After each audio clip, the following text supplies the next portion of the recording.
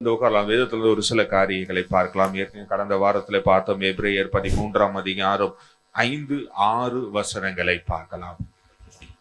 எபிரேயர் book of Hebrews chapter 13 verse 5 and 6 பார்க்கலாம். நீங்கள் பண ஆசை இல்லாதவர்களாய் நடந்து உங்களுக்கு இருக்கிறவைகள் போதுமென்று எண்ணுங்கள். நான் உன்னை விட்டு விலகுவதும் இல்லை, உன்னை கைவிடுவதும் இல்லை என்று அவர் சொல்லியிருக்கிறாரே. அதனாலே நாம் தைரியம் கொண்டு, கர்த்தர் எனக்கு சகாயர், நான் பயப்படேன், மனுஷன் எனக்கு என்ன செய்வான் என்று சொல்லலாமே. கடந்த வாரத்துல நாம் பார்த்தோம், ஆண்டவர் நமக்கு சகாயராயிருக்கிறார். நீங்க எவ்வளவு பெரிய தவறுகளை ஏற்படுத்தி இருந்தாலும், எவ்வளவு அவமானங்களை பட்டிருந்தாலும், எவ்வளவு வலிகளுக்குள்ளே நீங்கள் வாழ்ந்து கொண்டிருந்தாலும் ஆண்டவர் நமக்கு சகாயராய் இருக்கிறார். இன்றைக்கு பார்க்க இருக்க காரியம் என்னவென்றால் 4 காரியங்கள் பார்க்க போகிறோம். ஒன்று, முதல்ல வேதம் சொல்லுகிறது 5ஆம் வசனத்துல யாருக்கு சகாயராயிருப்பார் என்றால் பண ஆசை இல்லாதவர்களுக்கு. 2வது, போதும் என்ற மனதை உடையவர்களுக்கு. இது 2 ரொம்ப கஷ்டம். ஆனா நமக்கு அடுத்த வசனம் ரொம்ப பிடிச்ச வசனம். நான் உன்னை விட்டு விலகுவதும் இல்லை, உன்னை கைவிடுவதும் இல்லை.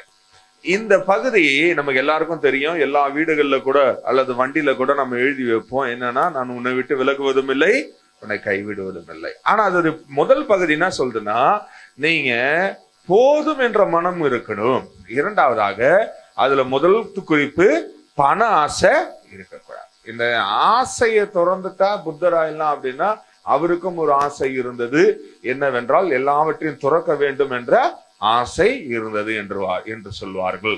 ஆனா எனக்கு தெரியாது, நான் அப்ப வாழல. ஒருவேளை வாழ்ந்தவர்களை கேட்டால் தெரியும். ஆனா உண்மையிலே ஆசை என்பது ரொம்ப நல்லது. ஆசை நல்லது. கிறிஸ்தவர்கள் ஒன்றுக்கு ஆசைப்பட வேண்டும். என்னவென்றால் கடைசி வரைக்கும் தங்கள் ரட்சிப்பை பாதுகாத்து கொள்ள ஆசைப்படணும். பரலோகத்துக்குள்ள எப்படியாவது போய்விட வேண்டும் என்ற ஆசைப்படணும். ஆனால் பவுல் சொல்லுகிறார், எபிரேயருக்கு எழுதும்போது அவர் சொல்றாரு, எப்பா நீங்க பண ஆசை இல்லாம இருங்க.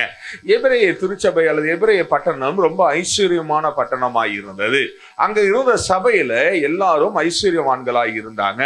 அப்படிப்பட்ட சபைக்கு ஏன் பண ஆசை இருக்கக்கூடாது அவர் எழுதினார் என்று எனக்கு தெரியவில்லை. ஆனால் ஆராய்ந்து பார்க்கும் பொழுது அங்க இருந்த எல்லாருடைய மனமும் ஒன்றை நோக்கி இருந்தது. என்னவென்றால் அவங்க பணத்து மேல அவங்க கண்ணு இருந்தது என்று நாம் பார்க்கிறோம். பணம் எல்லாவற்றுக்கும் அவசியம்தான், இல்லை என்று சொல்ல வேதம் சொல்லுகிறது. பணம் எல்லா தீமைக்கும் வேர். ஆனா எல்லாத்துக்கும் பாத்தீங்கன்னா கடைசி பாயிண்ட் என்ன வந்து நிற்கும், பண தேவைதான் இருக்கும். அது இல்லை என்று சொல்லவில்லை. ஆனால் வேதம் சொல்லுகிறது, இருக்கிறதுல போதும் என்று எவன் வாழுகிறானோ அவனுக்கு தான் ஆண்டவர் சொல்றாரு, உன்னை விட்டு விலகுவதும் இல்லை. இப்போ யோசிச்சு பாருங்களேன், ஒரு பக்கம் நமக்கு ஆண்டவர் நிற்கிறார், இன்னொரு பக்கம் நமக்கு உலக ஆசைகள் நின்று கொண்டிருக்கிறது.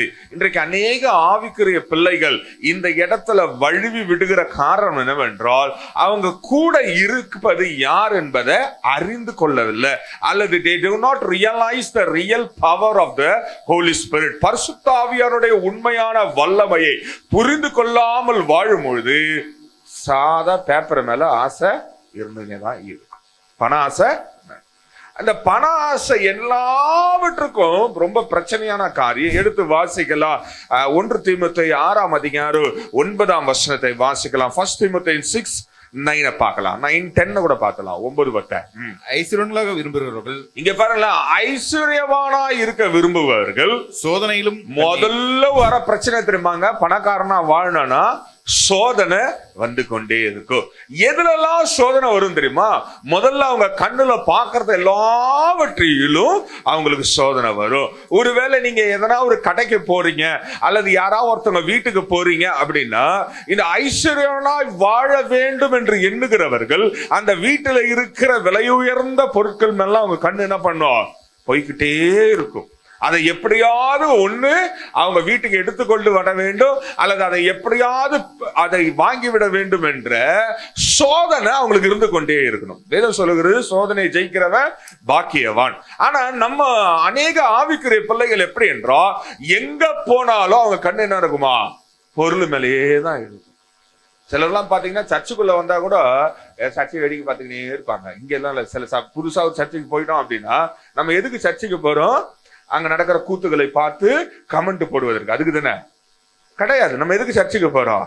ஆண்டவரை ஆராதிப்பதற்காக. ஆனா அங்க இருக்க பொருள் எல்லாத்தையும் பார்த்துக்கிட்டே இருப்பாங்க. அங்க இருக்கிற பொதுவா எதுக்கு ஊழியக்காரங்க வெள்ளை சொக்கா போடுறாங்க தெரியுங்களா? தெரியுமா உங்களுக்கு? ரகசியம் தெரியுமா? எனக்கும் உங்களை மாதிரி கலர் சொக்கா, ஜிகு ஜிகுன்னு சொக்கா, கோட்டு பேண்ட் எல்லாம் போட்டுன்னு வரணும் தான் ஆசை. ஆனா நீங்க என்ன பார்த்து காப்பி வச்சு அடுத்த வாரம் கடன் வாங்கி பேண்ட் போட்டு சொக்கா போட்டுன்னு வந்துட்டீங்கன்னா புரிதுங்களா? அதுக்குதான் வெள்ளை சொக்காவே போடுறது. நீங்க அதிகபட்சம் வெள்ளை சொக்கா எவ்வளவுக்கு வாங்க முடியும்? 150 ரூபாய்க்கு வாங்கிடலாம். 150 ரூபாய்க்கு. சோ நானா சொல்றேன்னா நீங்களும் 150 ரூபாய்க்கு துணி போட்டுவாங்களா? எல்லாம் வெள்ளை வெள்ளையேன்னு இருப்போம். அப்போ ஒண்ணு பாருங்களேன், சர்ச்சைக்கு வந்தா கூட நம்ம கண்ணு எது மேல போகுது? ஒரு அம்மா அழகா பட்டு புடவை கட்டு வந்துட்டா அவங்க கிட்ட அன்னைக்கு சர்ச்சு முடிஞ்சு போறதுக்குள்ள கேட்டுணும் எங்க வாங்கின, எவ்வளவு விலை. அப்போ சோதனையை நம்ம மேற்கொள்ள முடியாமல் மாட்டிக்கொள்ளுகிறோம். ரெண்டாவது அதுலயே சொல்லுகிறது கண்ணியிலும். இப்ப பிசாசு கொண்டு வரா அப்படின்னா கிடையாது. பிசாசு கண்ணி விரிக்கிறான். எதுக்கு தெரியுமா விரிக்கிறான்? உன் ஆத்துமாவை விழுங்குவதுதான் அவனுடைய வேலை. ஆனா முதல் கண்ணி எங்க தெரியுமா மாட்டிக்குது? நமக்கு பண ஆசை இருப்பதனால, பொருளாசை இருப்பதனால நம்ம தானா போய் வலிய மாட்டிக்கொள்வோம். போன் எடுத்தாலே கிரெடிட் கார்டு வாங்குறீங்களா, இஎம்ஐல அது வாங்குறீங்களா, இது வாங்குறீங்களா, அங்க லேண்ட் போட்டுக்கிறாங்க, இந்த வீடு வருது, நீங்க வெறும் வாடகை கட்டுற மாதிரி இஎம்ஐ கட்டினா மாத்திரம் போதும் அப்படின்னு வாங்க. நம்மளும் என்ன பண்ணுவோம்? ஆடு வெற்றவனை நம்புற மாதிரியே நம்ம போய் தலையை கொடுத்துருவோம். அதுக்கப்புறம் உபோஜபத்துல ஆண்டவர் கடன் பிரச்சனையை நீக்க வேண்டும், ஆண்டவர் எப்படியோ போய் மாட்டிக்கொண்டேன், பிசாசனை கொண்டு போய் சிக்கி விட்டான். பிசாசு சிக்கனா நீங்களா சிக்கினீங்களா? நிறைய விசுவாசி பிசாசு என்ன கூட்டு போயிட்டாங்க. எப்படிங்க பிசாசு கூட்டு போனா? பிசாசு யாரையும் கூட்டு போல, அவன் பாட்டுன்னு அந்த மரத்து மேல இருந்தான். ஏவாள் தான் போனான். எங்க போனா? ஆண்டவர் எங்க விட்டாரு? ஆதாமி ஏவாளையும் ஏதோ ஒரு இடத்துல விட்டாரு. இவன் எதுக்கு அந்த நடு மரத்துக்கிட்ட போய் வேடிக்கை பார்க்கணும்? இவ பாட்டு காலைல எழுந்துமா, இருக்கிற காய்கறியோ பழத்தை தின்னுமா, ஆதாம் கூட சுத்தி சுத்தி வந்துமான்னு இருக்கிறத விட்டு பிசாசு வந்துட்டான். நிறைய விசுவாசிகள் சொல்றா காரணம் பிசாசு என்ன வகப்ப அப்படியே என் கண்ணை மூடிட்டான் பாஸ்டர், என் மனதை கலங்கடிச்சுட்டான், அதனால என்ன ஆயிடுச்சு? கடன் வந்துருச்சு. நான் ஒண்ணு சொல்றேன் கேளுங்களேன், பிசாசுக்கு அந்த வேலையே கிடையாது. பிசாசுக்கு ஒரே ஒரு வேலைதான், உன் ஆத்துமாவை நஷ்டப்படுத்துவதுதான் அவனுடைய வேலையை தவிர உன்னை போய் கடங்காரன் ஆக்கணும், உனக்கு வியாதியை கொண்டு வரணும், உன்னை நாசமாக்கி அசிங்கப்படுத்தணும் அப்படின்றது அவன் வேலையே கிடையாது. ஏன்னு கேட்டீங்கன்னா, உன்னை அசிங்கப்படுத்தினா நீ என்ன தெரியுமா பண்ணுவ? இன்னும் ஆண்டருக்காய் வாழ ஆரம்பிச்சிருவ. தெரியுமா உங்களுக்கு? ஆண்டோடைய பிள்ளைகள் ஜோபம் பண்ணும் போது ரொம்ப அசிங்கப்பட்டாங்கன்னா இன்னும் வைராக்கியமா மாறிடுவாங்க. அப்ப அவன் ஆத்துமா பரலோகத்துக்கு போயிடுன்ற பயத்துல அந்த வேலைலாம் செய்ய மாட்டான். அவன் செய்யற வேலையே வேற. ஆனா நம்ம சின்னதா இருக்கிற பண ஆசை, பொருள் ஆசையில தானா போய் விழுந்துருவோம். தானா சிலதான் கேட்பாங்க, கிரெடிட் கார்டு வாங்கிங்க, ரொம்ப நல்லது, ரொம்ப நல்லது. எதுக்கு தெரியுமா? வீட்டு வாசல்ல கடங்காரன் திட்டுற வரைக்கும். அதுவும் சில இடத்துல வால் போஸ்ட் எல்லாம் பாத்தீங்களேன், உங்கள் கிரெடிட் கார்டுக்கு 2 பைசா வட்டியில பணம் தருவாங்க. போன் பண்ணா வீட்டாண்டே கொண்டாந்து கொடுத்துட்டு போயிடுவான். தெரியுமா உங்களுக்கு? நீங்க எத்தனை பேர் கிரெடிட் கார்டு வச்சுக்கிறீங்கன்னு தெரியல, அர்ஜென்ட் பணம் வேணும்னு போன் பண்ணி பாருங்களேன், வீட்டாண்ட காசை கொடுத்துட்டு அவன் சர்வீஸ் சார்ஜ் வாங்கிட்டு போயிடுவான். ஆனா அன்னைக்கு உங்களுக்கு கண்ணி முடிஞ்சிருச்சு. நீங்களா போன் பண்ணி, நீங்களா அவனை கூப்பிட்டு வீட்டு அட்ரஸையும் காட்டி, நீங்க எப்படி இருப்பீங்களும் காட்டி, உங்க போன் நம்பரும் கொடுத்துட்டீங்க. இப்ப அவன் வையும் போது வையராம் பாஸ்டர் அப்படின்னா அது யாரு தப்பு? உங்களை யார் போன் பண்ண சொன்னது? அப்ப வேதம் சொல்லுகிறது, சோதனையிலும் கண்ணியிலும் மனுஷருடைய கேட்டிலும் அழிவிலும் அமிழ்த்துகிற மதிகேடும் சேதமான பலவித இச்சைகளும் விழுகிறார்கள். இங்க பாருங்களேன், பண ஆசையில அல்லது அவன் ஐஸ்வர்யவனாய் வாழணும் என்ற ஆசையில எல்லா பிரச்சனையும் வந்து விடுகிறார். இன்றைக்கு அநேக ஆவிக்குரிய பிள்ளைகள் இந்த சின்ன உலக ஆசையில எல்லாருக்கும் வேணும் தான், இல்லைன்னு சொல்ல. வேதம் சொல்லுகிறது, நமக்கு அடிப்படையான காரியங்களை ஆண்டவர் தருவார். இஸ்ரவேல் ஜனங்கள் வனாந்தரத்துல வந்த பொழுது கொட்டும் மழையிலையும் வெயிலிலையும் அவர்கள் நனைந்து கொண்டு காய்ந்து கொண்டே வந்தார்கள். வேதம் சொல்லுகிறதா? வாய்ப்பே இல்லை. பெரிய கூடாரத்தை போட்டாரு. பெரிய கூடாரம் என்னது? அவரே மேகமாய் இருந்தார், அவரே அக்கினியாய் இருந்தார். குளிரையும் காணவில்லை, வெயிலையும் காணவில்லை. அவங்க போட்ட ட்ரெஸ் கூட என்ன ஆகலையா? டைட்டா ஆகலையா, லூசா ஆகலையா, கிழிஞ்சும் போலையா, செருப்பு கூட தேஞ்சு போல. அவ்வளோ பத்திரமா கூட்டின்னு வந்தவருக்கு நம்ம அழகாய் அழைத்து செல்ல அவரால் முடியும் அப்படின்ற அந்த வசனத்துடைய 2வது பகுதியை நம்ம உணர்வதே இல்லை. முதல் பகுதியே நம்ம சிக்கிட்டோம். அதுக்கப்புறம் நம்ம கேட்கறதுல ஆண்டவரே என்னை விட்டு விலகாம இருங்க, என்னை கைவிடாம இருங்க. அவர் சொல்லுவார், நான் உன்னை விடவும் இல்லை, உன்னை விட்டு விலகவும் இல்லை, நீ தான் உலக ஆசையில பண ஆசையில ஓடிக்கொண்டே இருக்கிறாய் என்று நாம் பார்க்கிறோம். அடுத்து வசனம் சொல்லுகிறது, பண ஆசை எல்லா தீமைக்கும் வேறாய் இருக்கிறது. சிலர் அதை இச்சித்து விசுவாசத்தை விட்டு வழுவி தங்களை உருவ குத்தி கொண்டிருக்கிறார்கள். நீங்க பாருங்களேன், எப்படி உருவ குத்தி கொள்ள முடியும் அப்படின்னா, இந்த பகுதியை நீங்க வாசித்து பார்ப்பீங்கன்னா, they hurt themselves. பண ஆசை எல்லா தீமைக்கும் வேறாய் இருக்கிறது. கடைசியில சிலர் என்ன பண்ணுவாங்கன்னா, அவங்க ரட்சிப்பு, விசுவாசம், ஆவிக்குரிய வாழ்க்கை எல்லாவற்றையும் விட்டு அவங்கள உருவ குத்தி கொள்ளுகிறார்கள் என்றால், அவங்க பணத்தை வச்சுக்கிட்டு எதுவுமே பண்ண முடியாது. பணத்தை வச்சுக்கிட்டு, பணம் எல்லாத்துக்கும் தேவைதான், இல்லைன்னு சொல்லல. ஆனா பணம் மட்டும் இருந்தா ஒருத்தனால வாழ முடியும் அப்படின்னா உண்மையிலேயே வாழவே முடியாது. நீங்க நிறைய பணக்காரர்களை பார்த்தீங்க வச்சுங்களேன், அவங்க பிலந்தோரபிஸ்டா இருப்பாங்க, அவங்க கொடுத்துக்கிட்டே இருப்பாங்க. காரணம் என்னவென்றால், கொடுங்கள் அப்பொழுது கொடுத்துக்கிட்டே இருப்பாங்க. நம்ம ஊர்ல ஒரு பழமொழி இருக்கு, இறைக்கிற கிணறு தான். ஆமா, சிலர்லாம் காவா மாதிரியே இருப்பாங்க. இதுல வேற அவங்க பேரு ஞானசான தொட்டி. ஞானசான தொட்டி சொறந்ததுன்னா ரொம்ப கஷ்டம், தெரியுமா உங்களுக்கு? அது கிளீன் பண்றது கஷ்டம். வருஷத்துக்கு ஒரு தடவை, மாசத்துக்கு ஒரு தடவை கழுவி கிளீன் பண்ணி புது தண்ணி நிரப்பி புது தண்ணியில் தான் என்ன பண்ணுவோம்? ஞானசானம் கொடுப்போம். ஆனா உண்மையிலே என்னவென்றால், வேதம் சொல்லுகிறது, அவங்க தானா பிரச்சனை போய் மாட்டிக்கிட்டு அந்த பிரச்சனை அவங்க இருதயத்தையும் குற்றுவது மாத்திரமல்ல, சரீரத்திலையும் பல குத்துக்களை வாங்கிட்டே இருப்பாங்க. இன்றைக்கு அநேக ஆவிக்குரிய பிள்ளைகள் இந்த சின்ன விஷயத்துல பண ஆசையினாலதான் எல்லாவற்றையும் விட்டு விடுகிறவர்களா இருக்கிறாங்க. நீங்க கேட்கலாம், அப்ப எப்படிங்க பண ஆசையே இல்லாம இருக்க முடியும் அப்படின்னா, இருக்கலாம். வேதத்துல எந்த மனுஷனுக்குமே, ஆவிக்குரிய பிள்ளைகளுக்கு யாருக்குமே பண ஆசை என்பது கிடையாம இருந்தது. எல்லாம் எதை திரும்ப கேட்டானுங்க?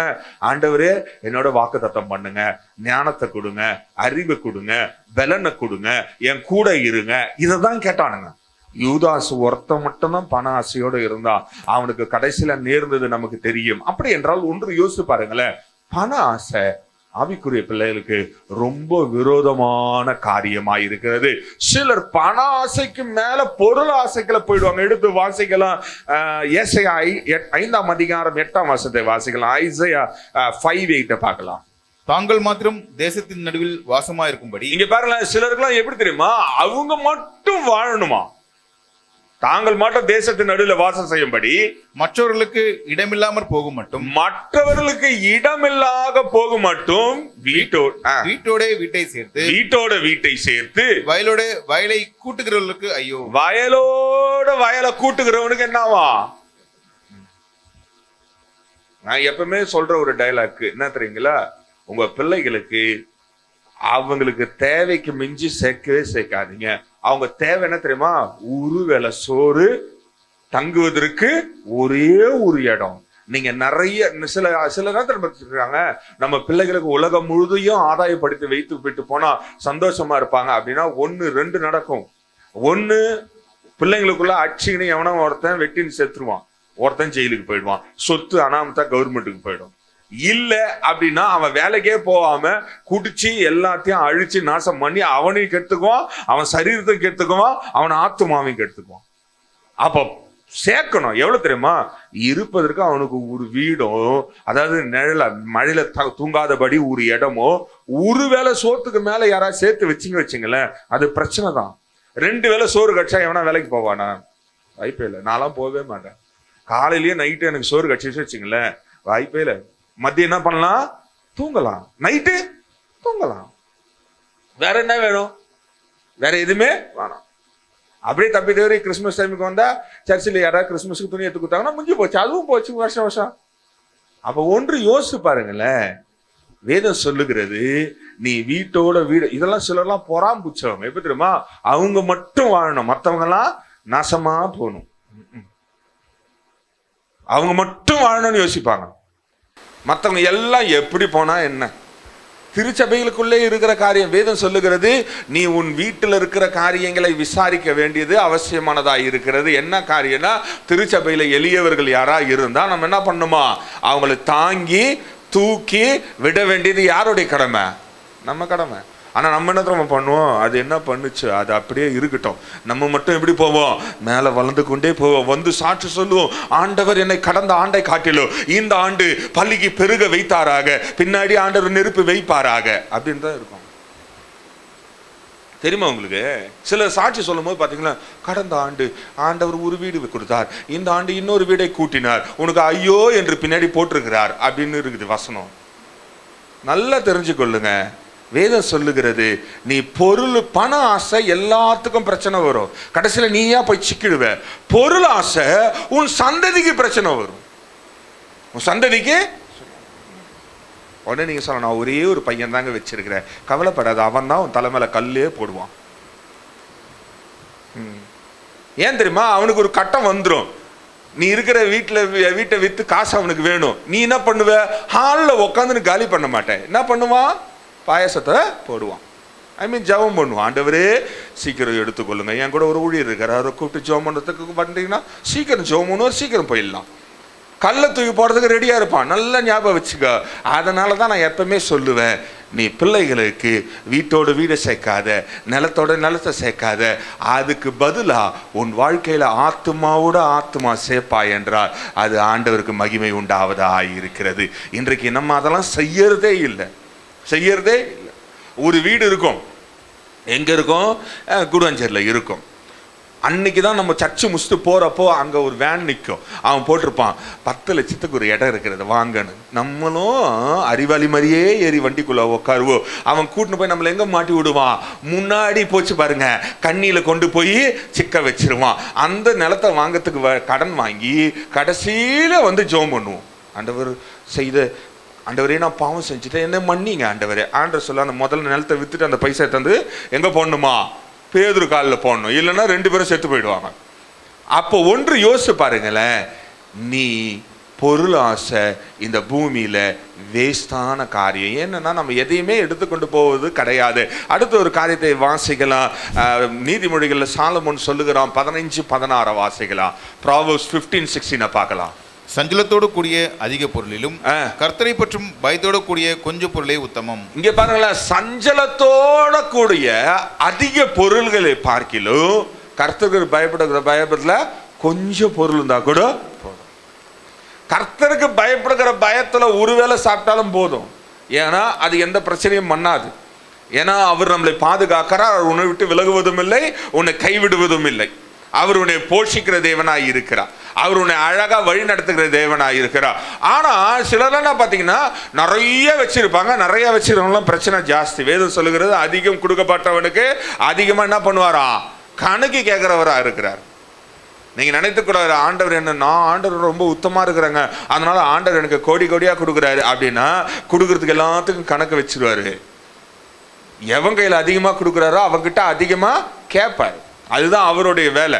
அப்போ ஒன்று நல்லா யோசிச்சுக்கொள்ளுங்களேன், நிறைய வச்சுக்கிட்டு பிரச்சனையோட வாழ்வதை விட கர்த்தருக்கு பயந்து கொஞ்சமா வைத்து கொண்டு வாழ்வது நலமானதாய் இருக்கிறது. இப்போ முதல்ல பண ஆசை எல்லாத்துக்கும் பிரச்சனை. பண ஆசை இருந்தா சஞ்சலம் வந்துவிடும், பண ஆசை இருந்தா பிபி வந்துடும். ஏன் தெரியுமா? நம்ம ஓடணும், ஐயோ அவன் வச்சிருக்கிறான் நான் வச்சில்ல அப்படின்னு ப்ரெஷர்லயே என்ன பண்ணுவோம், ஓட ஆரம்பிச்சிருவோம். தானா பிபி வந்துடும். பண ஆசை இருந்தா என்ன தெரியுமா வரும்? சுகர் வந்துடும். ஏன் தெரியுமா? டைமுக்கு சாப்பிட மாட்டோம். அப்புறம் டாக்டர் சுகர் வந்துருச்சு அப்படின்னா அவர் சொல்லுவார், சேர்த்தது எல்லாத்தையும் என்கிட்ட கொடு, சேர்த்தது எல்லாத்தையும் நீ கஷ்டப்பட்டு வைத்த வாயை கட்டி பிபி வந்து சுகர் வந்து சேர்த்தது எல்லாத்தையும் அவன் என்ன பண்ணிடுவான், அழகா ஒரே பிரிஸ்கிரிப்ஷன்ல வாங்கி போயிடுவான். தெரியுமா உங்களுக்கு? அதை எடுத்துட்டு போய் மெடிக்கல்ஸ்ல கொடுத்தா அவன் மீதி இருக்கிறதையும் உருவி விடுவான். இன்றைக்கு அநேக உலக பிள்ளைகள்லாம் கிடையாது, ஆவிக்குரிய பிள்ளைகளே இந்த பிரச்சனையில மாட்டிக்கிறாங்க. காரணம் என்ன தெரியுமா? அவங்களுக்கு பண ஆசை முதல்ல இருக்கிறது. பணம் தேவைதான், இல்லைன்னு சொல்ல, எப்பவுமே சொல்லுவேன். அது வெறும் பேப்பர், அது வெறும் நீ இங்கேருந்து நீ வெறும் 1000 ரூபாய் நோட்டா 2000 ரூபா நோட்டு, 2000 நோட்டு கிடையாது, இல்லை 500 நோட்டு தான், 1000 நோட்டு கூட கிடையாது, 500 ரூபா நோட்டா எடுத்துக்கின்னு ஒரு சூட்கேஸ் நிறையா நீங்கள் இங்கேருந்து பக்கத்தில் இருக்கிற ஸ்ரீலங்கா போனால் கூட அது என்ன, அது பேப்பர் தான். அது அட்லீஸ்ட் இங்கேருந்து சரி ஸ்ரீலங்கா பங்களாதேஷ் நேபாள் போனால் கூட அங்கே நீ மாற்றினா தான் செல்லும், இல்லைன்னா செல்லாது. வெறும் பேப்பர் தான் அது. அங்கே இருக்க கலர் பேப்பர் வாங்கி இங்கே வந்தால் அந்த பேப்பர் என்ன ஆகுது, செல்லாது. நீங்கள் வேணால் இங்கே இருக்கிற போகிற வடையில் நீங்கள் எதனா ஃபாரின் கரன்சி வச்சுருந்தா கொண்டு போய் கொடுத்துட்டு ஒரு மிட்டாய் வாங்கி வாங்கலாம், அவன் உங்களுக்கு கண்டிப்பாக கள்ள நோட்டு கேஸில் போட்டுருவான். அப்போ ஒன்று யோசிச்சு பாருங்களேன், அது எதுக்குமே பிரயோஜனம் அல்ல. தேவை உள்ளதை ஆண்டவர் சரியாய் அவர் செய்கிறவராயிருக்க. அதான் 2வது பகுதி சொல்லு, உன்னை விட்டு விலகுவதும் இல்லை உனக்கு. 2வது ஒரு காரியம் பார்க்குறோம், போதும் என்ற மனம் இருக்கணுமா. இதுதான் ரொம்ப கஷ்டம். பார்த்துங்க, உலக பிள்ளைகளுக்கெல்லாம் போதுன்ற மனசு ரொம்ப இருக்கு தெரியுமா உங்களுக்கு. யாரையா ஒருத்தர் கேளுங்களேன், உங்களுக்கு என்னங்க ஆசை, ஒரு ஒரு தனியாக ஒரு வீடு வேணுங்க, ஒரு தனியாக ஒரு 2 பெட்ரூம் வீடு, வயசான காலத்தில் ஒரு காரு, அப்பப்போ போய் வரதுக்கு வர பென்ஷனை வாங்கி சாப்பிட்டு போயிடணும். ஆனால் கிறிஸ்தவங்களுக்கு போதும் என்ற மனமே வராது, போதுன்ற மனசே வராது. ஆமாம், என்னதான் எவன் கண்டுபிடிச்சான்னு தெரியல. அந்த கிறிஸ்துமஸுக்கு புது துணி போடலன்னா ஐயோயோ வீட்டில் நடக்கும் பாருங்க சண்டை. ஏன் போன கிறிஸ்துமஸ் போட்டியே அந்த ட்ரெஸ் எங்கே இருக்குது, அது ஒரு தடவை தான் போடணும், அடுத்த தடவை போட்டால் சர்ச்சுக்கு போட்டு போனால் கண்டுபிடிச்சிருவாங்க.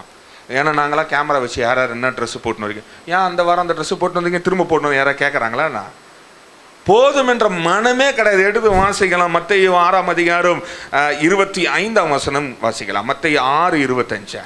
ஆகையால் எண்ணத்தை உண்போம் எண்ணத்தை குடிப்போம் என்று உங்கள் ஜீவனுக்காகவும் எண்ணத்தை உடுப்போம் என்று உங்கள் சரீரத்துக்காகவும் கவலைப்படாதிருங்கள் என்று உங்களுக்கு சொல்லுகிறேன். ஆகாரத்தை பார்க்கலும் ஜீவனும் உடையை பார்க்கலும் சரீரமும் விசேஷித்தவைகள் அல்லவா.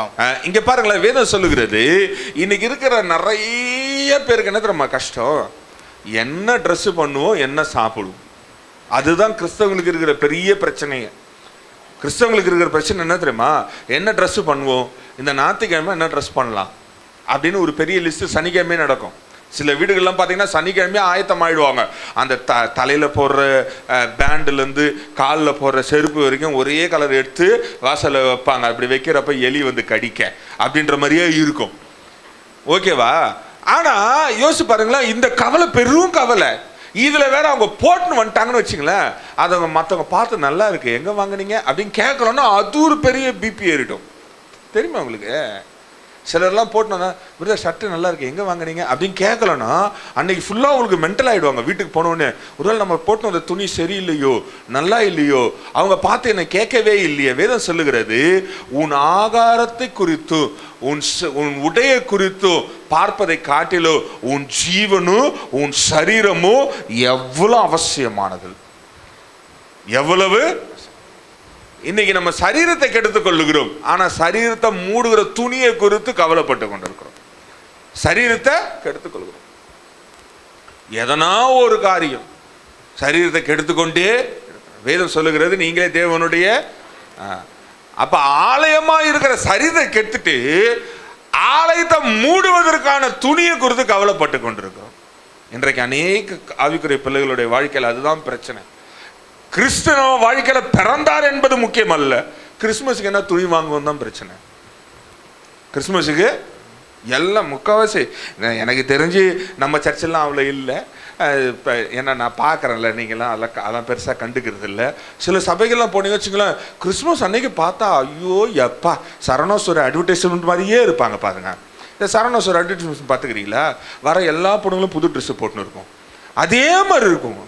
அன்னைக்கு தான் மேக்கப்பும் இருக்கும், அன்னைக்கு தான் புது ட்ரெஸ் இருக்கும், அன்னைக்கு தான் கழுத்தில் காதில் மூக்கில் இடுப்பில் எல்லாத்துலேயும் தொங்கும்.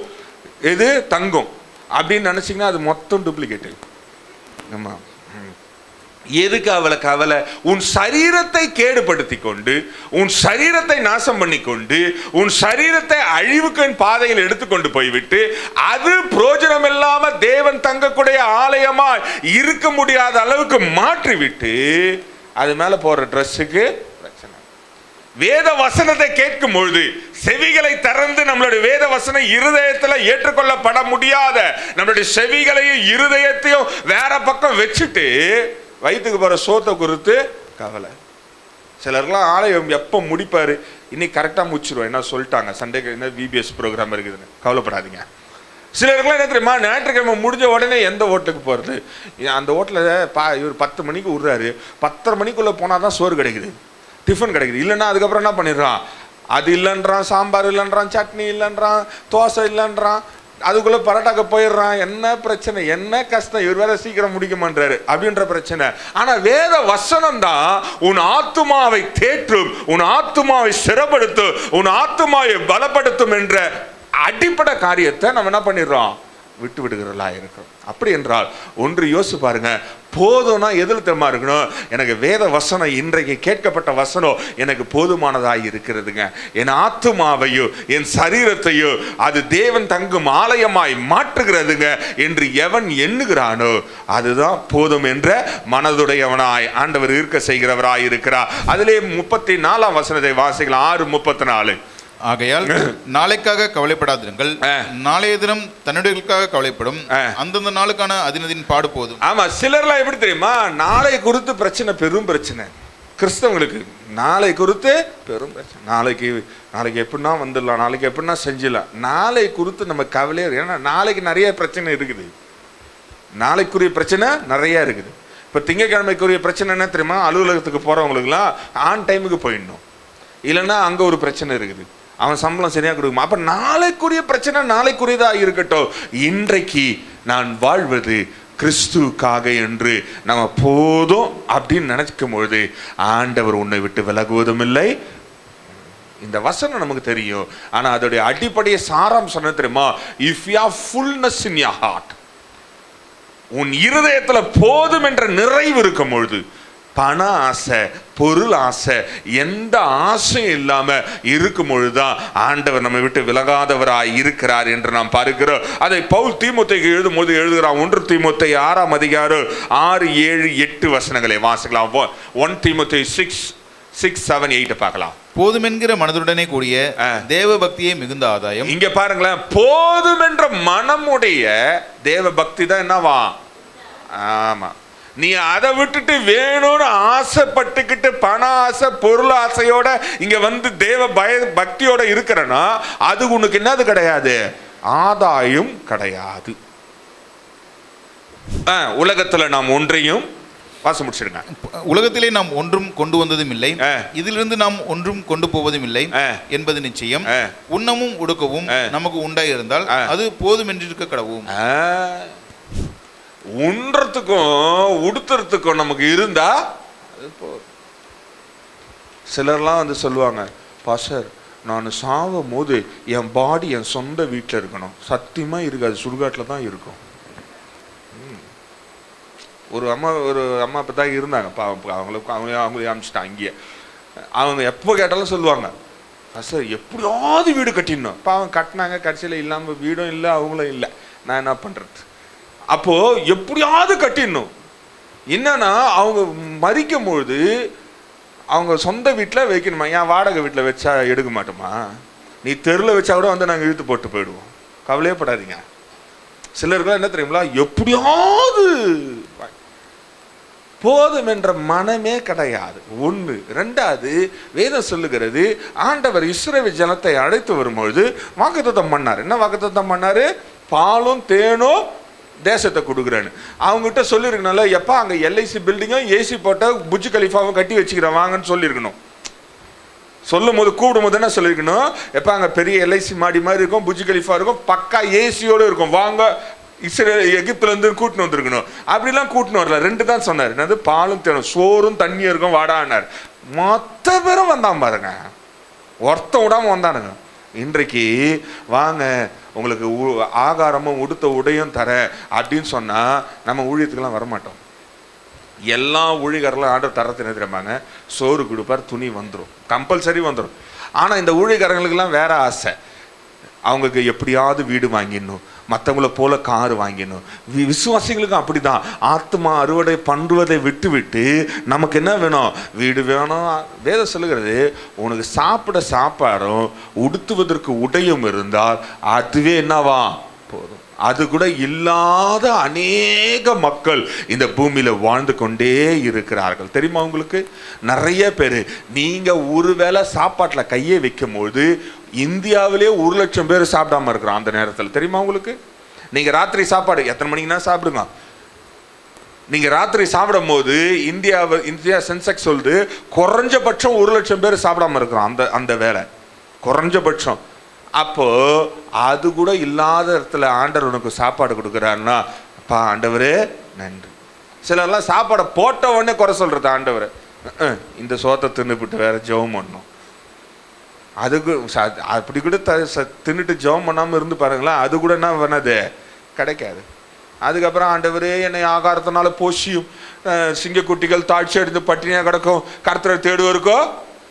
அவர் சொல்லுவார், முதல்ல நீ போதுன்னு உனக்கு இருந்ததா, நல்லா கொடுத்த, அருமையானதை கொடுத்த. வேதம் சொல்லுகிறது, our God will give all the first things in our life. முதல் பேரான காரியங்களை அல்லது ஃபர்ஸ்ட் குவாலிட்டி திங்ஸை தான் ஆண்டவர் கொடுப்பார். இஸ்ரவேல் ஜனத்தை வனாந்தரத்தில் வரும்பொழுது அவங்களுக்கு எங்கேயோ சும்மா கீழ்த்தரமான காரியங்கள்லாம் கொடுக்கல. ஏன்னா அவருக்கு தெரியும், இவங்க 40 ஆண்டுகள் நடக்கணும், 40 ஆண்டுகள் பிரயாணம் பண்ணணும். அப்படின்னா எவ்வளவு பலன் வேணும் இவங்களுக்குன்னு ஃபர்ஸ்ட் குவாலிட்டி திங்ஸ் தான் கொடுத்தாரு. என் ஆண்டவர் அப்படிதான். எதையோ போயிட்டு செகண்ட் ஹேண்ட் பொருளை வாங்கிட்டு வந்ததுக்கோ ஆண்டவர் தரவே மாட்டார். ஃபர்ஸ்ட் குவாலிட்டி தான் கொடுப்பாரு. எல்லாவற்றையும் முதல் பேர் தான் என் ஆண்டவர் கொடுப்பார். ஆனா நம்ம என்ன பண்றோம்? போதும் என்ற மனமே கிடையாது. சிலர்லாம் பார்த்தீங்கன்னா நல்லா சாப்பிடுவாங்க, நல்லா உடுத்துவாங்க, ஆனா அப்ப கூட அவங்களுக்கு என்ன இருக்கும்? கவலை இருக்கும். என்ன கவலை கேளுங்க? இல்லைங்க, அவங்கள மாதிரி வாழ முடியலங்க, இவங்கள மாதிரி ஸ்டாலினை மாதிரி அவர் டிஃபெண்டரில் போகிறாரு, நானும் என்ன பண்ணணும்? டிஃபெண்டரில் போவோம். நீங்கள் டிஃபெண்டரில் போனீங்கன்னா இடி வரும், வீட்டுக்கு நானே அனுப்புவேன். என் விசுவாசி திடீர்னு டிஃபெண்டர் வாங்கியிருக்காங்க, என்னென்னு போய் பாருங்க அப்படின்னுவேன். ஏன்னா தசம்பம் கொடுக்காம போயிட்டீங்கன்னா, கொடுத்தீங்கன்னா கம்முன்னு இருப்பேன். இப்போ யோசிச்சு பாருங்களேன், அநேக போதும் என்ற மனோ இல்லாமல் போய்விடுது. அதாவது இன்னொரு வசனம் சொல்லுகிறது, பவுல் சொல்றான், பிலிப்பியர் 4:11 வாசிக்கலாம். பிலிப்பியன்ஸ் 4:11 பார்க்கலாம். என் குறைச்சலினால் நான் இப்படி சொல்லுகிறதில்லை, ஏனெனில் நான் எந்த நிலைமையில் இருந்தாலும் மனரம்யமா இருக்க கற்றுக்கொண்டேன். இங்க பாருங்க, அவன் சொல்றான், எந்த நிலையில இருந்தாலும் எப்படி இருக்கணுமா? மனரம்யமா இருக்கணுமா. இருந்தாலும் சந்தோஷமா இருக்கணும், இல்லைனாலும். நீங்க பிரியாணி தின்னாதான் பல்ல காட்டுவேன் அப்படின்னா அப்படிப்பட்ட பல்லே எங்களுக்கு தேவையில்லை. ஆண்டவர் என்ன பண்ணுவார்னா, நல்ல எலும்பு கடிக்கும் போது அந்த பல்ல புடுங்கி விடுவாராக. ஆமேன். அடுத்த வாட்டி பிரியாணி தின்றதுக்கு என்ன இருக்காது? பல்ல இருக்காது. பிரியாணியே மிக்சியில போட்டு குடிக்கிற மாதிரி ஆக்கிடுவாரு. அப்ப ஒன்று நல்லா தெரிஞ்சு கொள்ளுங்களேன், போதும் என்ற மனம் இருக்க வேண்டும், மன ரம்யமா இருக்கணும். ஆண்டவர் எனக்கு இன்றைக்கு இதை கொடுத்தாருங்க, எனக்கு இது போதும் அப்படின்னு சொல்றவங்க கூட தான் ஆண்டவர் உன்னை விட்டு விலகுவதும் இல்லை. நம்ம எல்லாத்தையும் வேணும் வேணும், பார்க்கறதெல்லாம், கண்ணில் பார்க்கறதெல்லாம் சாப்பிடணும், கண்ணில் பார்க்கறதெல்லாம் வீட்டில் இருக்கணும், கண்ணில் பார்க்கறது எல்லாத்தையும் நம்ம வாழ்க்கையில் இருக்கணும் அப்படின்னா வாய்ப்பே இல்லை. அவர் உன் கூடவும் இருக்க மாட்டாரு, உனக்கு உதவி செய்யவும் மாட்டாரு. அவர் உட்காந்த இடத்துல வேடிக்கை பார்த்துக்கினே இருப்பாரு. எப்போ நீ திரும்ப எல்லாவற்றையும் இழந்து விட்டு வருகிறாய் என்பது. அந்த இளையகுமாரன் பார்த்தீங்க வச்சுங்களேன், நல்லதான் அமிச்சாரு அவங்க அப்பா நல்லதானே அமிச்சாரு. சொத்துல பாதி யோசிச்சு பாருங்க, எந்த அப்பா கொடுப்பாங்கன்னு தெரியல. இப்போ நீங்க இருக்கிறீங்க, உங்க வீட்டில் 2 பிள்ளைங்க இருக்கிறாங்க. இப்போ இருக்கிற அப்பாக்கள் சொத்துல பாதி உங்க ஒரு பிள்ளைக்கு கொடுனா கொடுப்போமா? 3ஆ போடு, முடிஞ்சா 4ஆ போடு. யாருக்கு? அப்பாவுக்கு, அம்மாவுக்கு 2 பிள்ளைங்க, 4 பங்காம போட்டு 4ல் 1 தான் தருவாங்க. பாதி கொடுத்தான் பாருங்க அந்த அப்பா. யோசிச்சு பாருங்க. நான் யோசிச்சு பார்த்தேன், நல்ல வேலை அவனுக்கு அப்பா, எனக்கு அப்படி ஒரு அப்பா இல்லாம போயிட்டாங்களேன்னு. அவன் பங்கு கூட சேர்த்து கொடுத்துட்டு இருக்கிறான். உண்மைதானே? இன்னைக்கு இருக்கிறவங்க அப்படித்தானே செய்யறோம். ஒரு சொத்து வித்தாவோ எது பண்ணாலும் அப்பாவுக்கு ஒன்று, அம்மாவுக்கு ஒன்று, அண்ணனுக்கு ஒன்று, தம்பிக்கு ஒன்றுன்னு 4 பாகமா போட்டு 4ல் 1 பாகம் கொடுப்பாங்க. இவன் பாதி கொடுத்தான். ஆண்டவரை வெயிட் பண்ணாரு, அவங்க அப்பாவை வெயிட் பண்ணாரு. ஏன்னா தெரியுமா? தெரியும் தெரியும் இது அலைஞ்சின்னு போகுது, போனா மொத்தத்தையும் இழந்துட்டு வரும்னு தெரியும். 2 பேரும் வெயிட் பண்ணாங்க. யோசிச்சு பாருங்களேன், அந்த அப்பா டெய்லி என்ன பண்ணாரு, வாசலிலே நோக்கி காத்து கொண்டு இருந்தார். அதனால தான் ஒரு நாள் வரும்பொழுது ஓடி அவனை கட்டி தழுவினார் என்று வேதம் சொல்லுகிறது. ஒருவேளை அவன் போடி பொழைச்சிக்குவான் அப்படின்னா அவங்க அப்பா என்ன பண்ணியிருப்பாரு, அடுத்த வேலையை பார்க்க போயிருப்பாரு. யோசிச்சு பாருங்களேன், சில பிள்ளைங்கிட்ட ஒரு 1 லட்ச ரூபா கொடுத்தா அவங்க பொழைச்சிக்குவாங்க அப்படின்னா நம்ம அவங்கள கொடுத்து கவலைப்படுவோமா? கவலைப்பட மாட்டோம். இந்த அப்பாவுக்கு தெரியும் இவன் நாசம் பண்ணிட்டு தான் வருவான்னு. அதே போல நம்ம அப்பாவுக்கும் தெரியும் இது கண்ணு மொத்தம் பணத்து மேல் தாங்குது, கண்ணு மொத்தம் பொருள் மேல் தாங்குது, கண்ணு மொத்தம் அந்த உலகத்து மேல் தான் இருக்குது அப்படின்னும் போது வெயிட் பண்ணி உட்கார்ந்து இருப்பாரு. அதனால தான் சொல்லுகிறது, மனம் திரும்பி அவர் இடத்துல ஓடி வரும்போது ஓடி வந்து கட்டி தழுகுவார். காரணம் தெரியுமா, இதுக்கப்புறம் போவாதரா, இதுக்கப்புறம் போனீங்கன்னா நாசமா போயிடுவோம், அதனால திரும்ப வந்துட்டியா, மனம் திரும்பி உனக்காக ஒரு ஆட்டை எடுத்து விருந்து வைக்கிறேன், இனி போவாத அப்படின்னு சொல்றதுக்கு தான் அந்த பகுதி. அதுதான் சொல்லுகிறது, இளையகுமாரன் கதை அதுதான் சொல்லுகிறது. அப்ப யோசிச்சு பாருங்களேன், நீ போதும் என்ற நிறைவு இருக்கும் என்றா, நிறைவா நீ இருப்பாய் என்றா, மன ரம்யமா இருப்பாய் என்றா, எனக்கு இது போதுங்க, எனக்கு ஒரு வெள்ளை சொக்கா குத்துக்கிறாரு, ஒரு வெள்ளை பேண்ட்டை குத்துக்கிறாரு, அல்லது எனக்கு ஒரு நல்ல பட்டு புடவை குத்துக்கிறாரு, நீ எத்தனை கல்யாணத்துக்கு அந்த பட்டு புடவை கட்டினாலும் யாரும் கேட்க மாட்டாங்க. யாரா போயிட்டு ஏங்க இதே புடவை கட்டினு வரீங்க அப்படின்னு கேட்பாங்களா? அப்படி கேட்டாங்கன்னா என்கிட்ட இருப்பது ஒன்று தான், உங்கள் கையில் இருந்தால் இன்னொன்று கொடுத்துருங்க அப்படின்னு கேட்டு பாருங்களா. அடுத்த வாட்டி கேட்க மாட்டாங்க, அடுத்த வாட்டி கேட்க. அப்போ ஒன்று யோசிச்சு பாருங்களேன், நமக்கு மன நிறைவு இருக்கணும், ரம்யமான, எனக்கு இது போதுங்க, ஆண்டவர் எனக்கு கொடுத்த ஆகாரம் போதும், எனக்கு கொடுத்துருக்க வீடு போதும், எனக்கு கொடுத்துருக்க கையின் பிரயாசம் போதும், எனக்கு கொடுத்துருக்க காரியங்கள் போதும், இதோட நான் ஆண்டவருக்கு நன்றி சொல்லுகிறேன் என்று சொல்லும் பொழுதுதான் ஆண்டவர் மகிமைப்படுகிறவராய் இருக்கிறார். ஏதோ சொல்லுகிறது, நீங்க பண ஆசை இல்லாத போதும் என்ற மனதோடு நீங்க இருப்பீர்கள் என்றால் 7 விதமான காரியங்கள் ஆண்டவர் சொல்லுகிறார். உன்னை விட்டு விலகுவதும் இல்லை, உன்னை கைவிடுவதும் இல்லை என்ற. நேரம் குறிகோளா இருக்கிறதுனால நான் துரிதமா முடிச்சு விடுகிறேன். ஒன்று வாசிக்கலாம். ஆதியாகமம் 28ஆம் அதிகாரம் 15ஆம் வசனத்தை வாசிக்கலாம். புக் ஆஃப் ஜெனசிஸ் 28:15 பார்க்கலாம். நான் உன்னோட இருந்து நீ போகிற இடத்திலெல்லாம் உன்னை காத்து இந்த தேசத்துக்கு உன்னை திரும்பி வர பண்ணுவேன், நான் உனக்கு சொன்னதை செய்யும் அளவும் உன்னை கைவிடுவதில்லை என்றார். இங்க பாருங்களேன், இங்க யாக்கோபு தன் காரியத்தை எடுத்துக்கொண்டு அவன் வனாந்தரத்துல ஓடி வரான். அவங்க அப்பா கிட்ட இருந்து, அண்ணன் கிட்ட இருந்து, அவங்க அம்மா துரத்தி விட்டுட்டாங்க, இவன் ஓடி வரான். ஆனா ஆண்டவர் இவனுக்கு தான் பிளான் வச்சிருக்காரு. பிளான் இவன் மேல்தான் இருந்தது, இவன் சந்ததியில தான் எல்லா காரியமும் நடக்க வேண்டும் என்று இருந்தது. ஆனா ஒண்ணு யோசிச்சு பாருங்க, இவன் முதல்ல ஓடி வர்றது எங்க போறான்னு தெரியாம ஓடி வராங்க. அம்மா சொல்லிட்டாங்க, எப்பா அப்போ அங்கே உங்க மாமா வீடுக்குது, ஓடி போயிடுது. மாமா வீடுக்குது. இப்போ சிம்பிளாக உங்களுக்கு கை காட்டுறேன்னு வச்சுக்கோங்க, நீங்கள் அப்படியே அந்த நார்த் இந்தியாவுக்காக ஓடினீங்க வச்சுக்கலாம், அங்கே எனக்கு ஒரு வீடுக்குது ஓடி ஒழிஞ்சுங்கன்னு சொன்னால் எத்தனை பேர் நேராக ஓடிக்கினே இருப்பீங்க? எந்த அட்ரஸ்ஸு, எந்த ஊர், ஜிபிஎஸ் மேப் இருக்குதா, லொக்கேஷன் அனுப்ப சொல்லுங்க, அங்கேருந்து யாரையாவது. இந்த கேள்வியெல்லாம் கேட்போம். யாக்கோபு அந்த கேள்வியெல்லாம் கேட்டானா அவங்க அம்மா கிட்ட, அம்மா மாமா வீடு எங்கே இருக்குது, அட்ரஸ் கொடுங்க, மாமா கான்டாக்ட் நம்பர் கொடுங்க, வாட்ஸ்அப் நம்பர் கொடுங்க, அங்கேருந்து மாமா லொக்கேஷன் அனுப்ப சொல்லுங்க. இந்த கதையெல்லாம் கிடையாது. ஓடினே இருக்கிறான், எங்கே ஓடுறான்னு தெரியாது, வனாந்தரத்தில் ஓடிக்கொண்டு இருக்கிறான்.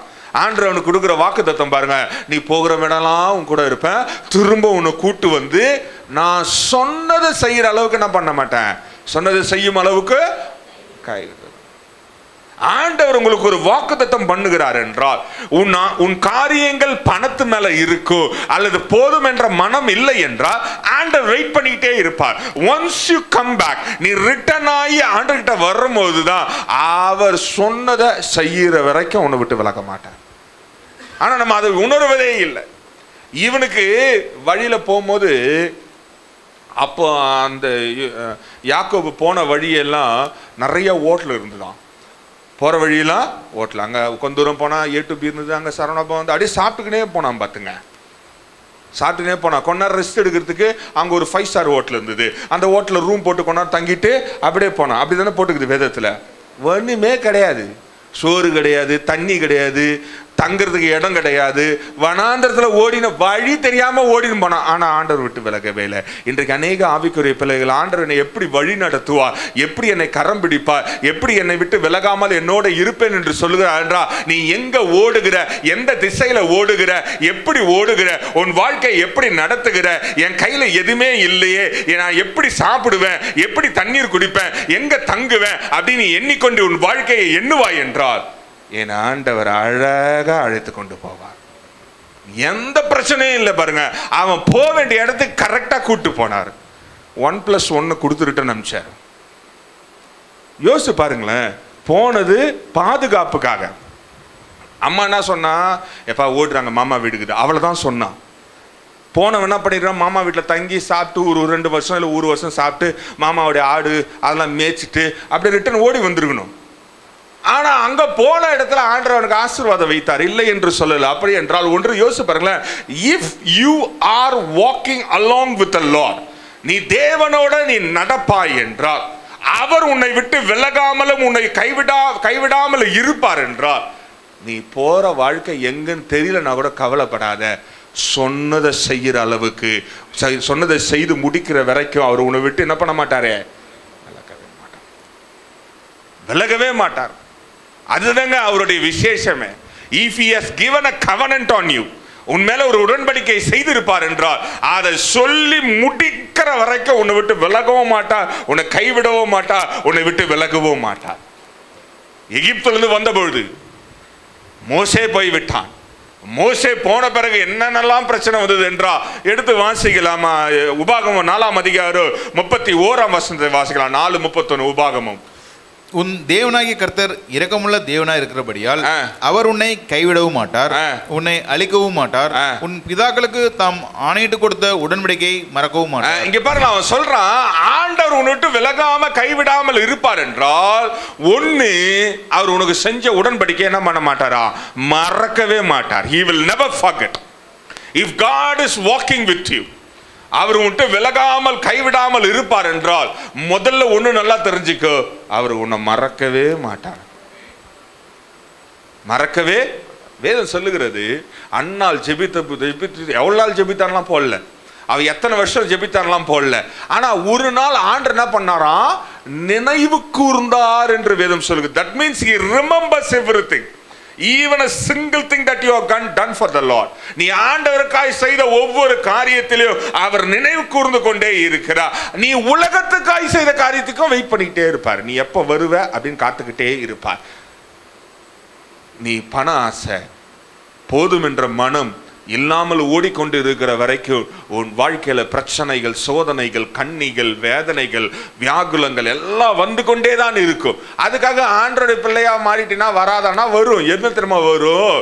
அவருக்காக நிந்தைகளும் அவமானங்களும் வலிகளும் பிரச்சனைகளும் வரும். ஆனால் என் ஆண்டவர் சகாயராயிருப்பார். அப்ப ஒன்று யோசிச்சு பாருங்களேன். இன்றைக்கு இருக்கிற பிரச்சனைனா ஆண்டவர் மறந்துட்டாருங்க எனக்கு கொடுத்த வாக்கு தத்தத்தை, என்னை அழைத்த அழைப்ப ஆண்டவர் மறந்துட்டாருங்க, எதற்காக என்னை பிரித்தெடுத்தார் என்பதை மறந்து விட்டார் என்றால் என் ஆண்டவர் மறப்பதில்லை, அவர் உன்னை அழிப்பதும் இல்லை.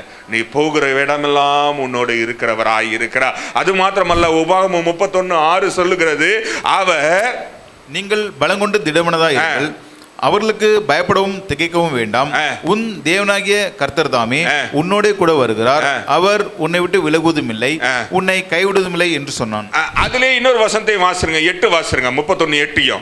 கர்த்தர் தாமே உனக்கு முன்பாக போகிறவர், அவர் உன்னோட இருப்பார், அவர் உன்னை விட்டு விலகுவதும் இல்லை, உன்னை கைவிடுவதும் இல்லை. இங்க பாருங்களேன், முதல்ல நம்ம பார்த்தது என்னவென்றால், நீ ஒருவேளை போற வழி தெரியலங்க, அதனால தாங்க நான் என் கண்ணு பணத்து மேல போது பொருள் மேல போதுன்னா அதை முதல்ல நிறுத்திட்டு நீ எந்த வாழ்க்கையில இருந்தாலும் என் ஆண்டவர் சொன்னதை செய்யற அளவுக்கு உன்னை விட்டு விலகவே மாட்டார். ரெண்டாவது, அவர் சொன்னதை மறக்கவே மாட்டார். மூணாவது, அவருக்கு உனக்கு முன்னாடி தான் போவாரு, உன் கூடவே வருகிறவராயிருக்கிறார். இன்றைக்கு நம்ம யோசிக்கலாம், நான் எல்லா ஆசையும் விட்டுட்டேன்னா ஆண்டவர் எனக்கு வருவாரா அப்படின்னா நிச்சயமா வருவார். வேதம் சொல்லுகிறது, உனக்கு முன்பதாய் செல்லுகிறவராயிருக்கிறார். அப்போ முன்னாடி போறவருக்கு தெரியாதா பின்னாடி வரவனுக்கு எவ்வளவு பெரிய பாதையை உண்டு பண்ணணும்? முன்னாடி போறவருக்கு தெரியாதா பின்னாடி இருக்கிறவனுக்கு என்னெல்லாம் தேவைன்னு? இயேசு கிறிஸ்துக்கு தெரியாதா சீசர்களுக்கு என்ன தேவைன்னு? சரியான நேரத்தில் சோறு குத்துக்கினே இருந்தாருங்க அவரு. யோசிச்சு பாருங்களேன், பேதுருலாம் சட்டி சோறு தின்றவன் மீன் குழம்பு வச்சு. நான் யோசிப்பேன், இந்த மீனவர்கள்லாம் நீங்கள் எத்தனை பேர் பார்த்துருக்கீங்கன்னு தெரியல. அவங்க போனீங்கன்னா காலையிலேயே மீன் குழம்பு தான் சாப்பிடுவாங்க, மதியமும் மீன் குழம்பு தான் சாப்பிடுவாங்க, நைட்டு என்ன சாப்பிடுவாங்க? அந்த வாசனை இல்லைன்னா அவங்களுக்கு பிடிக்காது. அதுவும் நீங்கள் நினைக்கிற மாதிரி அப்படியே இவ்வளோண்டு எடுத்து ஸ்பூனில் சாப்பிட்ற கணக்கெல்லாம் கிடையாது. சும்மா ஊற்றி அடிப்பாங்க பாருங்க, ஒரு உருண்டை யானைக்கு போகிற சைஸே இருக்கும். அது யானைக்கு இந்த களி உருண்டை அனுப்புவாங்க, பார்த்துருக்கீங்களா? இவ்வளோண்டு எடுத்து ஊட்டினீங்கன்னா யானை தேங்க்யூ அப்படி சொல்லணும்னு நினைக்கிறீங்களா? பழுக்கணும்னு வைக்கும் தும்பிக்கையிலேயே. நல்லா இவ்வளோ பெருசு எடுத்து உருண்டையில் அமுக்கினா தான் அதுக்கு சந்தோஷப்படும். அதே மாதிரி தின்னுவாங்க. யோசிச்சு பாருங்க, பேதுரு இயேசுநாதர் கொடுக்கும் போதெல்லாம் அவன் கண்ணு எங்கே மேலே இருந்திருக்கும்? அடுத்த வேலை சோறு எப்படி கிடைக்கும்? மீன் குழம்பு கிடைக்குமா, கறி குழம்பு கிடைக்குமா? மார்த்தாள் சமைப்பாளா, இல்லை வேற யாராவது சமைப்பாங்களா? இல்லை பக்கத்து வீட்டுக்கு போகணுமா, இல்லை யூதாஸ் வாங்கி தருவானா? இப்படியே இருந்திருக்கும். ஆனால் முன்னாடி போன ஆண்டவருக்கு தெரியும், பின்னாடி வர பேதுரு சோத்து பண்டாரமா இருந்தாலும் அவன் எவ்வளோ சாப்பிட்டாலும் அவனுக்கு போதுமா இருக்கணும். நீ எப்படி இருந்தாலும், உன் தேவைகள் எதுவாக இருந்தாலும், உன்னுடைய ஆசைகள் எதுவாக இருந்தாலும், அல்லது உனக்கு என்னெல்லாம் தேவை எது இருந்தாலும் முன்னாடி போகிற இயேசுவுக்கு நன்கு தெரியும். ஹல்லேலூயா. அதை தாங்க நம்ம விட்டுடுறோம். அந்த ஒரு சின்ன குறிப்பை விட்டுறோம். முன்னாடி போகிறது எல்லாத்துக்கும் தெரியாதுன்றதுனால நம்ம குறுக்குல சைடில் இருக்கிறதெல்லாம் பிடிங்கி தின்னுறோம். இயேசுவோட அந்த சீஷர்கள் பிரயாணித்த பொழுது சும்மா நடந்து போயிருந்தா பிரச்சனை வந்திருக்காது. சும்மா அதான் முன்னாடி போறாரு, பின்னாடி போயினே இருக்க வேண்டானே. இவனுங்க சும்மா இல்லாமல் அந்த வயலில் இருந்ததை எடுத்து நசுக்கி, எத்தனை பேர் அந்த மாதிரிலாம் அரிசி தின்னுக்கிறீங்கன்னு தெரில. நான்லாம் வயலில் போனால் கூட நெல்லை பிடிங்க அரிசி தின்னு பார்க்கறது. அது பால் போயிடுச்சா, நறுக்குனுக்குதா, நல்லா காஞ்சிருச்சா அப்படின்னு ஒரு ஆசை. அப்புறம் ஐயோ இயேசுநாதர் கூட அந்த சீசரில் இதுதான் பண்ணாங்க அப்படின்னு தோணும். அப்போ யோசிச்சு பாருங்களேன், என்னவா இருந்தாலும் முன்னாடி போகிறவர் அழகா நடத்துவார். யாக்கோபு ஓடி வந்து திரும்ப வந்து ஆண்டவர் சொல்றதை செய்யற வரைக்கும் அவனை விட்டு போகவே இல்லைங்க. எப்போ எது வரைக்கும் இருந்தாரு அப்படின்னு கேட்டீங்க வச்சுங்களேன், யாக்கோபு போயிட்டான், யோசேப்பு வந்துட்டான், யோசேப்பு வளர்ந்துட்டான், யோசேப்பு கவர்னரா உக்காந்துட்டான். இப்போ யாக்கோபுடைய வாழ்க்கை முடிகிற வரைக்கும் யோசேப்பை வச்சு ஆண்டவர் சோறு குத்துக்கினே இருந்தாரு. யோசிச்சு பாருங்களேன், இன்றைக்கு நம்ம வாழ்க்கையில நம்ம யோசிக்கிறோம், ஆண்டவர் எப்படி நம்மளை வழிநடத்துவா, எப்படி நம்மோட இருப்பார் என்றா உனக்கு முன்னே செல்லுகிறவராய் இருக்கிறார். இன்னொரு 3 காரியத்தை நீங்க வீட்டில் போய் பொறுமையா வாசிக்கொள்ளுங்க, நேரம் இல்லாதனால. ஏசாயா 46:4 சொல்லுகிறது, அவர் உன்னை அழகா தாங்குகிறவர். அது எப்படி கேர் பண்ணுவானர்ன்றா 49:15 ஏசாயால சொல்லுகிறது, தாய் தேற்றுவதை போல, தாய் தாங்குவதை போல உன்னை அழகா வழி நடத்துகிறவர். ஒரு அம்மா எப்படி தான் பிள்ளைய பராமரிக்கிறோமோ அதே போல பராமரிப்பார். சில அம்மாக்களுக்கு தெரியாது. பொதுவா டாக்டருங்க சொல்லி கொடுப்பாங்கம்மா, குழந்தை பெற்ற உடனே அந்த குழந்தைய வயிற்று அமைக்கி பாரு, வயிறு ஃபுல்லா இருக்குதா, இல்லைன்னா என்ன பண்ணு, பால் குடு, 4 மணி நேரத்துக்கு ஒரு தடவை பாலை கொடு, இல்லை 2 மணி நேரத்துக்கு ஒரு தடவை பாலை கொடு. அதே போல் சாப்பிட ஆரம்பிச்சுட்டா குழந்தைங்க இவ்வளோ தான் சாப்பிடும். அதுக்கு யானைக்கு தள்ளுற மாதிரி தள்ளனெல்லாம் தின்னாது. சிலர்லாம் பார்த்தீங்க வச்சுங்களேன், குழந்தைக்கு சோறாக்குறோன்னு நெய், பருப்பு, கீரை எல்லாம், முட்டை எல்லாத்தையும் போட்டு பிசைஞ்சு இவ்வளோ எடுத்துன்னு வருவாங்க. சாப்பிடுமா அந்த குழந்தை? அது வயிறே இவ்வளோ தான், அதுக்கு இவ்வளோ எடுத்துன்னு வருவாங்க. ஆனால் சாப்பிட்றது யாருன்னு நமக்கு தெரியும். சைடில் ஒரு உருண்டை வேற எங்கேனா போய்க்கினே இருக்கும் இன்னொரு வாய்க்கு. அதை விட்டுருங்க. அப்போது யோசிச்சு பாருங்களேன், அந்த அம்மாவுக்கு தெரியும் அந்த குழந்தைக்கு என்ன வேணும், எப்போ வேணும், எப்படி வேணும், எது கொடுக்கணும், எது நல்லது, எது அந்த குழந்தைக்கு ஊட்டச்சத்தாக இருக்கும் அப்படி நல்லா தெரியும். அதே போல் என் ஆண்டவர் அழகாய் உன்னை வழி நடத்துகிறவராயிருக்கா. கடைசியாக ஒரே ஒரு வசனத்தை வாசித்து முடிச்சிடலாம். ஏசாயாவில் நமக்கு தெரிஞ்ச வசனம் தான் 54:10. மலைகள் விலகினாலும் பர்வதங்கள் நிலை பெயர்ந்தாலும் என் கிருபை உன்னை விட்டு விலகாமலும் என் சமாதானத்தின் உடன்படிக்கை நிலை பெறாமலும் இருக்கும் என்று உண்மையில் மனதுருகிற கர்த்தர் சொல்லுகிறார். இங்க பாருங்கள், அவர் சொல்றாரு, எப்ப நான் உன்னை விட்டு விலகுவதும் இல்லை, உன்னை கைவிடுவதும் இல்லை என்றால் அதோடைய அண்டர்ஸ்டாண்டபிள் காரியம் என்னவென்றால், உன் வாழ்க்கையில எங்க போனாலும் நான் உன் கூட இருப்பேன். நான் சொன்னதை நான் செய்து முடிக்கிற அளவை வரைக்கும் உன் கூடவே இருப்பேன். அது மாத்திரமல்ல, நான் உனக்கு முன்பதாய் சென்று கொண்டே இருப்பேன். அது மாத்திரமல்ல, ஒரு தாய் தன் பிள்ளை மேல எவ்வளவு கரிசனை உள்ளவளாய் இருக்கிறாளோ, அல்லது தாயே மறந்துட்டாலோ, நான் உன்னை விட்டு விலகுவதும் இல்லை, உன்னை கைவிடுவதும் இல்லை. மலைகள் போனாலும், நீ நம்புகிற காரியங்கள் போனாலும், எல்லாமே அகன்று போனாலும், நான் சொன்ன வாக்குத்தத்தம், நான் உன்னை நடத்துவேன் என்று, வழி நடத்துவேன் என்று அழைத்திருப்பேன் என்றால் நிச்சயமாய் என் ஆண்டவர் நடத்துகிறவராய் இருக்கிறார். அப்ப நம்ம என்ன மேல கண் இருக்கக்கூடாது, பணத்து மேலே, பொருள் மேலே கண்ணு. சிலர்லாம் சாட்சி சொல்லும் போது ரொம்ப சந்தோஷமாக இருக்கும். ஓகே, வீடு இல்லாதவங்களுக்கு ஆண்டவர் வீடு கொடுக்குறாருன்னா சந்தோஷமாக தான் இருக்கும். வீடு இருக்கிறவங்களுக்கே ஆண்டவர் வீடு கொடுக்குறாருன்னா ஆண்டவர் இங்கே பிரச்சனை பண்ணுறாருன்னு அர்த்தம். வீடு இருக்கிறவங்களுக்கே ஆண்டவர் வீடு, இன்னொரு வீடு கொடுக்குறாருன்னா அது வீடு இல்லை, அது வேற வீடாக மாறிடும். அப்போ உன்னெல்லாம் யோசிச்சு பாருங்க, நீ போதும், எனக்கு இது, this is enough for me, எனக்கு மன நிறைவு இருக்கிறதுங்க. ஆண்டவர் என் வாழ்க்கையில் செய்யறதுக்கு அழகாக செய்கிறாருங்க. எனக்கு ஒரு நாளைக்கு 1000 ரூபாய் தேவை, அந்த 1000 ரூபாய் ஆண்டவர் எனக்கு சந்திக்கிறாருங்க. எனக்கு ஒரு மாதத்துக்கு 30,000 ரூபாய் தேவை, அவர் சந்திக்கிறாருங்க அப்படின்னு நீ நிற்கும் பொழுது ஆண்டவர் உன் குறைகள் எல்லாவற்றையும் நிறைவாய் மாற்றுகிறார். எப்படி மாற்றுவார் அது நமக்கு தெரியாது. என் ஆண்டவர் எப்படி வழி நடத்த வரலாம் சொல்லவே முடியாது. தெரியுமா உங்களுக்கு? யோசிச்சு பாருங்களேன். யோசுவா முன்னாடி போகிறான். எரிகோ பட்டணம் ஃபுல்லாக தங்கமும் வெள்ளியுமா இருக்குது. எரிகோ பட்டணம் ஏன் தெரியுங்களா? மதிலால் சுத்தப்பட்டு இருந்தது. எப்பயும் தெரிஞ்சுங்க, எந்த வீடு காம்பவுண்டால் போட்டு CCTV போட்டு நாய் இருக்குது அந்த வீட்டுக்குள்ள என்ன இருக்குமா? பணம்.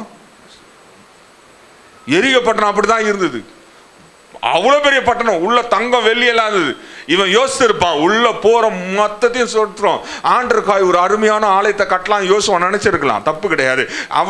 அவனுக்கு சொந்தமா ஆசை கிடையாது. அவன் நினைச்சிருப்பான் ஆண்டருக்காக எல்லாத்தையும். ஆனா ஆண்டர் அவனை ஒண்ணுல கூட கை வைக்கிறார். மொத்தத்தையும் எரிச்சு நாசமாக்கிட்டான். தொட்டா மொத்தத்தையும் எரிச்சான் ஆண்டர். ஆனா அவனை போஷித்தார். அவனை கொண்டுதான் கோத்திரங்களுக்கு நிலத்தை வகுத்து கொடுத்தார். அவனை தான் கோத்திரங்களை பிரிக்க வச்சார். அவனை தான் கோத்திரங்களை வழி நடத்த வைத்தார். அவனை தான் கோத்திரங்களுக்கு எல்லாவற்றுக்கும் தலைவனாய் வைத்தார். அந்த கோத்திரத்தில் தான் இயேசு ரட்சகரும் பிறந்தார். யோசிச்சு பாருங்களேன். சாதா ஒரு மனுஷன், அவனையே ஆண்டவர் அழகா நடத்துவார் என்றால் உன்னை என்னையும் அழகாய் நடத்தக்கூடியவராக இருக்கிறார். இருந்த இடத்துல கண்களை மூடி, ஒருவேளை இதுவரைக்கும் என் ஆசையெல்லாம் பணத்து மேல இருந்தது, பொருள் மேல இருந்தது, அல்லது இந்த பூமியின் காரியங்கள் மேல இருந்தது என்றால் அதெல்லாவற்றையும் ஒதுக்கி விட்டு விடுங்கள். ஏனவென்றால் ஒன்றுத்தையும் இந்த பூமியில நம்ம கொண்டு வந்ததும் இல்லை, போகும்போது உன்னை கூட கொண்டு போக முடியாது. இந்த சரீரம் கூட போவாது. மண்ணிலிருந்து வந்தது மண்ணுக்கே திரும்பிடும். சிலர்லாம் பார்த்தீங்கன்னா சரீரத்தை ரொம்ப அழகுபடுத்துவாங்க. மண்டையில முடியலன்னா உடனே போய் எல்லாம் புதைச்சி வச்சுக்கொள்வாங்க. ஆனா கடைசியில் அது கூட போவாது, அது மண்ணுக்கு தான் போகும். ஆனா உன் ஆத்துமா தேவனுடைய வார்த்தை உனக்கு ஆகாரமாய் ஏற்றுக்கொண்டு உன் சரீரமான தேவ ஆலயத்தை நீ பாதுகாத்துக் கொள்ளுவாய் என்றால் அது நிச்சயமாய் ஆண்டவர் உன்னை விட்டு விலகாமலும் உன்னை கைவிடாமலும் அவர் இருக்கிறார் என்று நாம் பார்க்கிறோம். வேதத்துடைய அந்த பகுதி 2வது பகுதி நமக்கு நல்லா தெரியும். நான் உன்னை விட்டு விலகுவதும் இல்லை, உன்னை கைவிடுவதும் இல்லை என்று ஆண்டவர் சொல்லுகிறார். whatever the situation you are living, எப்படிப்பட்ட சூழ்நிலையில் நீ வாழ்ந்து கொண்டிருந்தாலும் உனக்கு சொன்னதை செய்கிற அளவுக்கு என் ஆண்டவர் உன்னை விட்டு விலக மாட்டார். எப்படி வேணா செய்வாருங்க, எப்படி வேணா செய்வார். எலியாவை கொண்டு அன்றைக்கு அந்த விதவ தாயும் அந்த பிள்ளையும் போஷித்தவர். எலியா அங்க வரணும்னு அவசியம் கிடையாது. அவனுக்கு அழகா காக்கா சோறு குத்துந்தது, நதியில தண்ணி வந்து கொண்டிருந்தது, அங்கேயே இருந்திருக்கலாம், நல்லா ரெஸ்ட் எடுத்திருக்கலாம். ஆனா ஆண்டவர் அந்த விதவ தாயை போஷிக்க வேண்டும் என்று தீர்மானித்தபடினால எலியாவை அங்க அனுப்பினாரு. அந்த அம்மாவை எலியா கிட்ட அனுப்பல. காரணம் என்னவென்றால் என் ஆண்டவர் வழிநடத்த தீர்மானித்து விட்டார் என்றால் நீ அவரை நம்பி வாழ வேண்டும் என்று தீர்மானிப்பாய் என்றால் அதை குறித்து நீ கவலைப்படவே படாத. அழகா நடத்துவா, முன்னாடி போய் நடத்துவா. ஒரு தாயை போல அதினிலும் மேலாய் என் ஆண்டவர் அழகாய் வழி நடத்துகிறார். எல்லாம் விலகி போனாலும் அவர் உன்னை விட்டு விலக மாட்டார். சமாதானம் உன்னோடு இருக்கும்படி அவர் செய்கிறவராயிருக்கிறார். அன்பின் பரலோக பிதாவே, இந்த காலையில எங்கள் திருச்சபையில் இருக்கிற ஒவ்வொருவரும் மன ரம்யமாய் மாற்றுங்க. எங்களுக்கு போதும் என்ற மனம் போதுமானது. அப்படிப்பட்ட மனதை தாங்க. இன்றைக்கு ஆண்டவர் எனக்கு இதை கொடுத்திருக்கிறார், நன்றி என்று சொல்லுகிற இருதயத்தை தாங்க. பண ஆசை, பொருள் ஆசை, உலக ஆசை இல்லாத எங்கள் ஒவ்வொருவரையும் பாதுகாத்து எங்கள் இருதயத்துல ஆத்தும ஆசை மாட்ட நீங்க தாங்க ஆண்டவரே. எப்படியாவது ஆத்மா அறுவடை கொண்டு வர வேண்டும் என்ற வாஞ்சை, ஆசை, வைராக்கியம், அதுக்கான முயற்சி எல்லாவற்றையும் எங்க வாழ்க்கையில தரும்படியாய் நாங்கள் கேட்கிறோம். சத்தியம் எங்களை விடுதலை ஆக்கபடி ஆக்கி ஜெபிக்கிறோம் இயேசுவின் நாமத்தில் பிதாவே, ஆமென். நம்முடைய கர்த்தராகிய இயேசு கிறிஸ்துவின் கிருபையும் பிதாவின் அன்பும் பரிசுத்தாவினுடைய அந்யோன்ய ஐக்கியமும் இன்றும் என்றும் சதா காலமும் அவர் நம்ம ஒவ்வொரு விட்டு விலகாமலும் கைவிடாமலும் இருப்பாராக. ஆமென். என் ஆத்துமாவே கர்த்தரை ஸ்தோத்திரி, என் உள்ளமே பரிசுத்த நாமத்தை ஸ்தோத்திரி. என் ஆத்துமாவே கர்த்தரை ஸ்தோத்திரி, கர்த்தர் செய்த சகல உபகாரங்களை மறவாதே. ஆமென். ஹல்லேலூயா. ஆண்டவரை ஆசீர்வதிப்பார்.